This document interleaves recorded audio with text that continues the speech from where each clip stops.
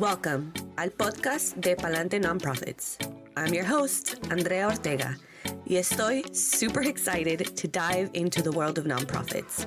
Hi, everybody, and welcome to the President of Broreavement podcast. I'm your host, Dr. Ortega, and something that I'm doing differently in season 2 is I am working with a little bit more nonprofits and talking with founders and leaders, and that's my favorite part because it's like firsthand experience about someone going through, whether you're thinking about starting a nonprofit or maybe you serve on the board of one, or maybe you're already running one, and it's good to kind of feel that validation about all the wins and the struggles and the lessons learned along the way.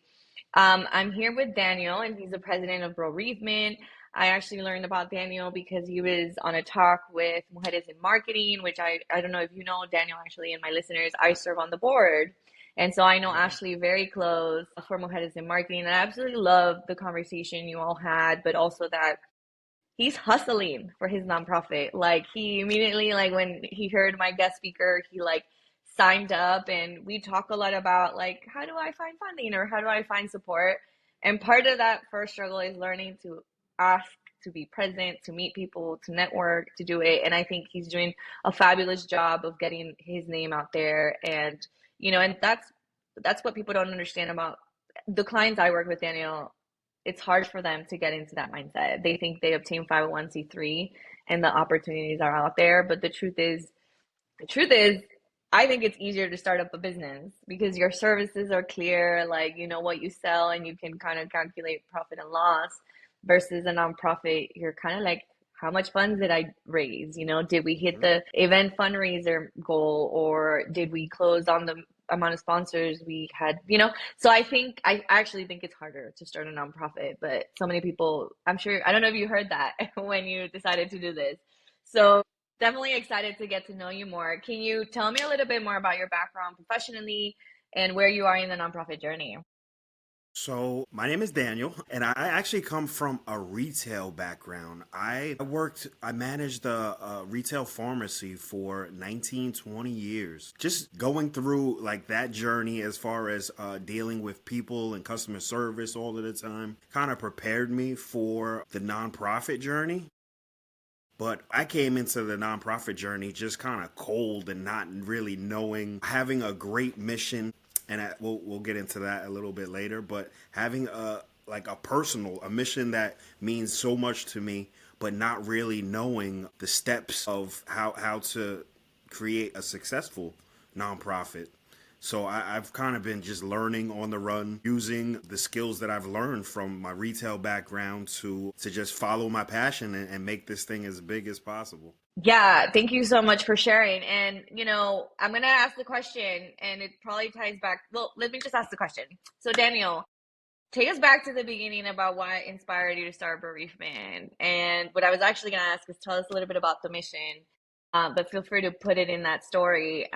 And, as you walk through your journey, I'd love to know the challenges, man. I think if more people kind of were realistic about starting a nonprofit, then people might actually look for alternatives, right? Maybe partnering with an organization that already exists or bringing those talents there. But aside from that, you have an amazing name and mission, and I think there's definitely a need for bereavement. So tell me about what inspired you and those challenges. So 16 years ago, my wife Medina passed away. So 10 years before that, she was in and out of the hospital. She had a blood disease, an unknown blood disease. So she suffered a lot. My kids and I, were present during that whole journey with her. And after she passed away, we were left with a lot of grief. So me, as being the single parent now, I was trying to help them with their grief and dealing with my grief at the same time. And that led me on a very interesting journey. I struggled with that. Men are kind of taught to man up, kind of deal with and help everyone else without helping yourself, kind of just burying my emotions. So it kind of led me to very unhealthy coping skills, drinking, smoking, not being able to express my emotions. until one day I was literally in an Uber, just telling my story to the young lady, and she was like, "Wow, you have a very interesting story. Have you ever thought about writing it down? Maybe start journaling and blogging, and maybe you could help someone with your story." So I was like, let's see. So I started doing that. I would just pop up in the morning, whatever was on my mind, I would just write it down. Eventually, I showed it to a bunch of my friends. Coming out of COVID, everybody had the group chats with all their friends on it. So I showed it to about 15 of my friends, and out of those 15, one responded and was like, "Wow, it's very deep. Like I like it. Keep on going." I think the other 14, just being men, not knowing how to react to it. Like they love me, but they didn't even know how to feel about what I was putting on paper. So just having that one person kind of just inspired me, and I was like, wow, I could probably help people, just by telling my story. And from there, I just kept on writing, kept on journaling, and eventually it turned into me starting a nonprofit and saying, wow, like just telling my story would and could help people. Well, first of all, very sorry for your loss. I think, and grief, I've been very privileged that I've only had someone close to me pass away. And it was, I think, that particular situation, they had been suffering from cancer for a long time, and there's comes a point where you're like, they're at peace. But being, having children who depend on their mother and navigating that, and then also like, you're a man. You have these stereotypes around how you need to handle that and step up and be a man, and or whatever kind of journey we go through because of the way society kind of shapes that in us. But um I was just doing another episode where we talked about how like we don't grow up thinking we're going to open a nonprofit. A lot of these missions are shaped by experiences or things that we go through that kind of motivate this. Kudos to you. I'm sure you get this a lot, but I think your wife would be very proud of how you're helping others. And at the end of the day, sometimes that's the only thing that helps us move forward, right? How can we turn that into something that makes a bigger impact? And build community from people who have gone through what you did, right? Because Exactly. that's what life is really all about. And going through just dealing with like a lot of the men that I've been helping, just us being all in the room together talking, it's healing for me every day. Just being around that, it heals me a little bit every day. And I think the work that we're doing is just very important. Grief, and Yeah. especially with grief and men of color, these spaces don't exist. I'm starting to feel that, yeah, she would be very proud of me. Like, and it keeps me going. I wake up and go to sleep with this thing on my mind every day. So the passion is definitely there. Oh, I love that because yeah, sometimes the idea just eats at us, and that's when we kind of feel like we really got to do this, and even if it fails, then you're gonna learn a lot of along the way. And a lot of founders also, it looks like you didn't really jump at it, but like I'm sure there was a lot for you to learn. So could you share with our listeners what's something that you wish someone had told you before you started? I wish someone had told me that passion alone isn't gonna pay the bills. You kind of have to balance the passion and the strategy, being able to keep the business sustainable. Like the bills have to get paid. So how do you do that? How do you turn your mission into like programming and being able to pitch it to companies, you know because what we're doing, there's not too many businesses that are doing what we're doing, but how do we turn that into a profitable business, because the bills have to get paid. Oh my God. I hope my listeners don't think I'm a broken record because, yes, I am such a huge advocate. And in my previous podcast, I was talking about how, like, I went into debt running my own nonprofit because you just keep fueling it because you don't put these kind of systems in place in terms of like a board that gives or, like, where do you even start to fundraise? Is grants the right way? And there are people who start a nonprofit and solely rely on grants. And to be honest, like, that's also failing, like that you can't put Really? all of your money, yeah, especially with where we are now. And, one of the things that I will say that I wish I could back this up with data and maybe I need to look into it, but over 50% of nonprofits that open close within their first 5 years.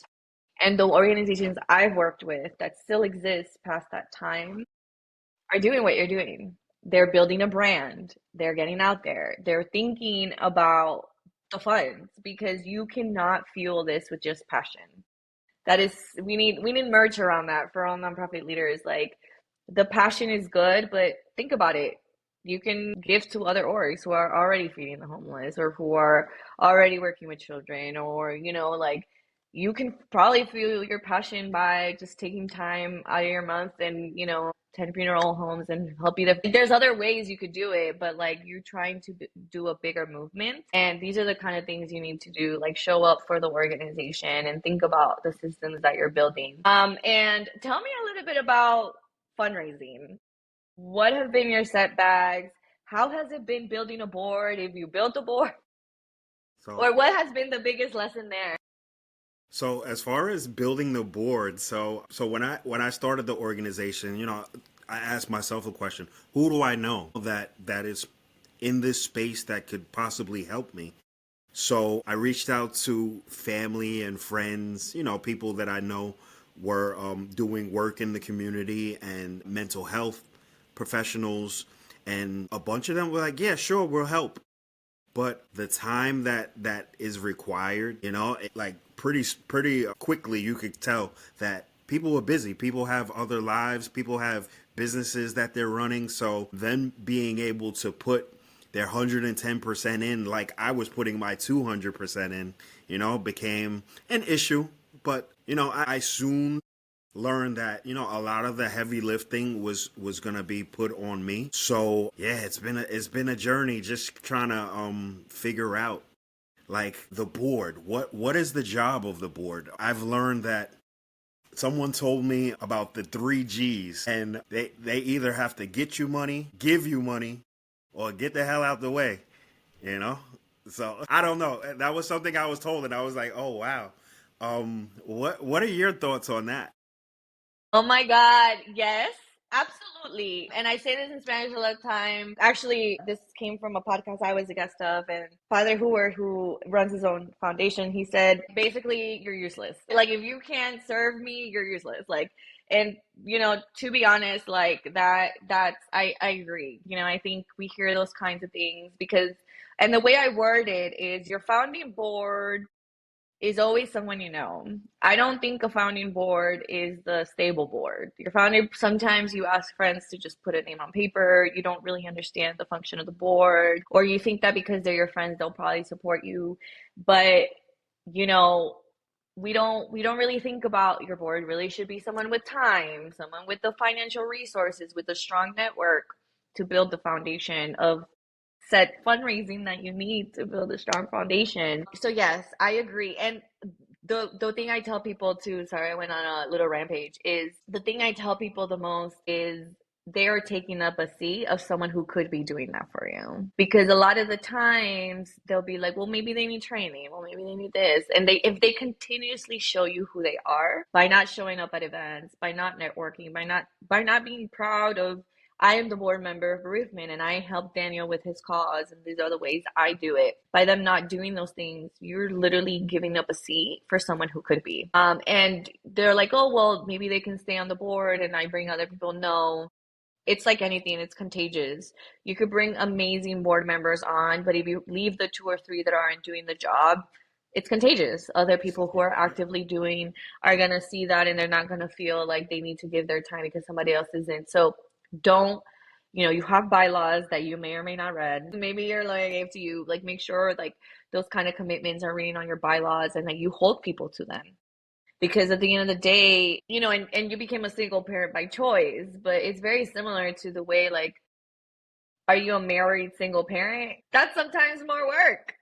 So like think of your board as people who should be putting their part, and it doesn't have to be, like Maybe you have a really good board member who maybe doesn't give, but has a really great network and tells and consistently uses the branding. Exactly. Okay, great. Find out what their strengths are, give them goals center on their strengths. Maybe you have a board member who can only attend the minimum of the meetings, who can't be at events, but who gives their annual funds. That's great. I think you really have to define what you want from them, what their strengths are, and build a board that does a little bit of all of that for you. But yes, I agree. I love the three G's. We're gonna have to keep talking about that. I've learned like the networking that I've been doing. I'm just kind of falling into all the right places where I've spoken to people who want to mentor me, who have pulled me aside, and the work that I'm doing is similar to my mentor's work. And we touch base once a month, twice a month, and they're like, "Yo, you're doing a great job. Just keep on going, keep on going." And I'm falling into all of these spaces, meeting all of these people who are working with the governor and just all these different people. The New York Knicks called us a couple of weeks ago and invited us to a game and gave us a whole bunch of electronics, and the New York Yankees. So like, I don't know, like I feel like the mission is kind of showing through, and just people see what we're trying to do, and it's just so different and so needed in the community, in my community. So I'm just falling into all of these places. So for right now, we're riding out, but the networking is happening, and just building up my team it's gonna happen. It's gonna happen. Yeah. I try to stay positive. Yeah. Yeah, I think, whenever I talk to, if you're a new founder kind of feeling the way Daniel's feeling, yeah, building a foundation is really important. Building your team, even if the team is volunteers, I tell people, like, I give people this scenario. Oh, I have a really good friend who opened to do my website, and then 6 months passes by and you're just too shy to ask where the website is. Like, if someone volunteers to help you, you better give them job descriptions, deadlines, and Hmm. treat them, because people, will put it on the back burner because you didn't give clear guidance. And that's the same with the board. Well, the board's not inviting anybody to the events. Did you email them, letting them know about the events, maybe giving them a flyer or something like, hey, please spread this around your network? Like, you can't just assume that people know what they're doing. And it is your job to make sure that you over communicate what your needs are and what you want. And like, if you are going to hire someone, be ready with your onboarding. Like, even if you're paying them a stipend, like, Daniel, be as legit, and I say that legit, as you possibly can, because building that really strong infrastructure will help you in the long run. Because when those funds do come, or when you're able to move someone from a stipend to like a full-time employee, you already know that they can do the job because you trained them that way from the beginning. And people tend to forget that, like, oh, well, my cousin's building a website. I'm like, great, when did you say that? I was like, 3 months ago. I was like, where's your website? It literally takes a couple hours to build it. So like, you have to hold the people that kind of reach out for your help accountable. And I want to let you, like, ask me some questions, but I love that you're having these big names. I also ask, and I don't know if you've done this, but like, you're allowed to also say, hey, I'd love to come to your game. Can your social media team commit to posting about bereavement? So like, just because they're offering your help doesn't mean you can't do something in return. And I say that because there should always be a call to action. I They're already, yeah, like, people are like, oh, they're doing something nice, but like, yeah, okay, you had all these events and you raise any funds? Like, no. Like, did you ask for something in return? Like, so making sure, like, oh, that's great, we got invited to the Knicks, we were there, can we make sure we get a post and you tag us as collaborators? Like, that's the only thing I ask when collaborating with big brands, because it's important that they redirect to people and how they can give. Sorry, you were gonna say you did that. yeah, I do that. And just being on this podcast, I did not picture myself doing this, 5 years ago, 4 years ago. This was not something it wasn't me. It wasn't in my personality to kind of put all my business out there, and, but I'm learning, like, being vulnerable and just asking, like, what we're doing is something positive, is something for the community. So I'm starting to feel like, why would I feel shy about asking? It's not just for me, it's for everybody that I'm asking for. And what we're trying to do with our mission is very important to getting us as men healthy. So I'm putting myself out there, showing up to these podcasts and just talking and expressing myself and being vulnerable. Vulnerability is a strength. I'm learning day by day, like, just putting yourself out there and learning how to just be open to different things and learning. It's important to being a full human being. Yeah, I love that. And I love that you see that you're not asking for you, you're asking for what you represent. That's a really big part of the worst thing they can do is say no. And honestly, I've Exactly. learned that a lot of the times if they say no, then a couple months they might be like, oh, I remember this person asked me, could we host them as our fundraiser charity for work? Like you never like those relationships or those kind of like wins don't have to happen at the moment. You might be building them for something bigger and you just don't see it yet. So yeah, before we kind of close off, Hmm. do you have any more questions for me? And if you do, go ahead. Yeah, let me know, Daniel. Okay, I have a question. What is one piece of advice, most important piece of advice that you would give to a person starting a nonprofit today? What would it be? I would tell them a couple of basic things. You need at least 5 grand to start it.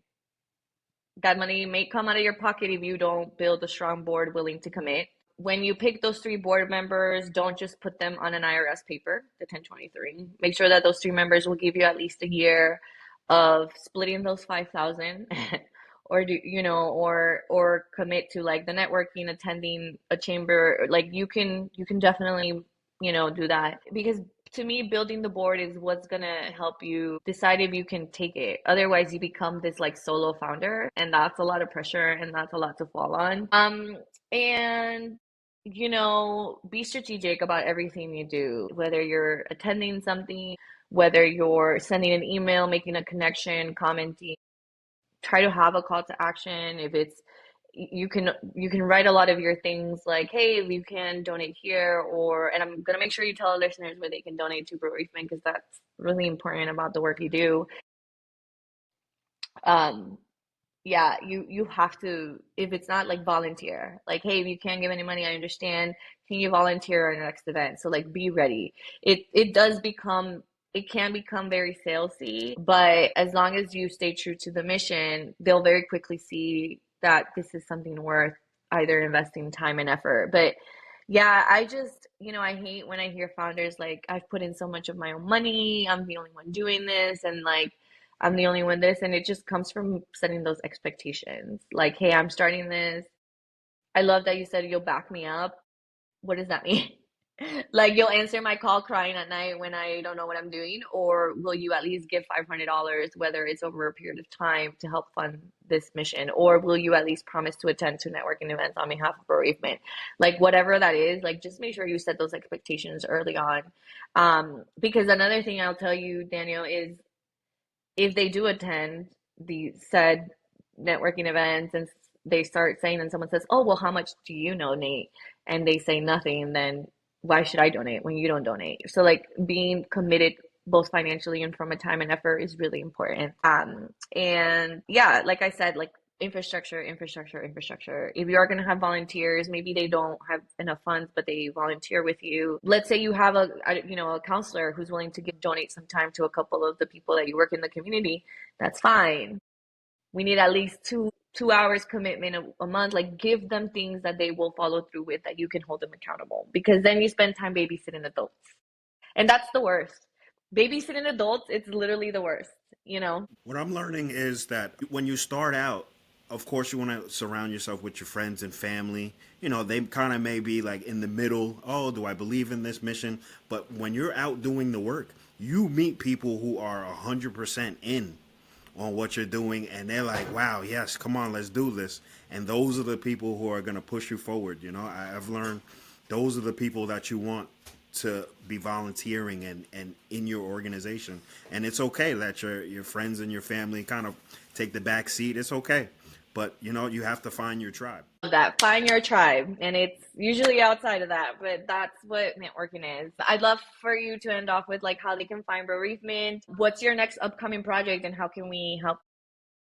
So everyone could find us. We're on Instagram, we're on Facebook, Broreavement. like bereavement, but bro in front of it. So Broreavement. We have a website, broreavement. And what do we have going on? We are planning a prom suit drive for April. So that we're doing it for the high school seniors in the area. So we're just trying to get the word out now, and we're trying to plan something big for them, you know, like a lot of these kids have gone through some things, and, you know, just trying to show them that the community has their back and they're not alone going through some of these things is important. And we're trying to plan something big for them just to kind of, you know, give them a good send off and make them feel good. I love that. Thank you so much, Daniel, for being here today. To everybody listening, this is the Palante Nonprofits podcast. Thank you all so much, and let's continue to build nonprofits. Thank you so much, Daniel. Thank you, Andre.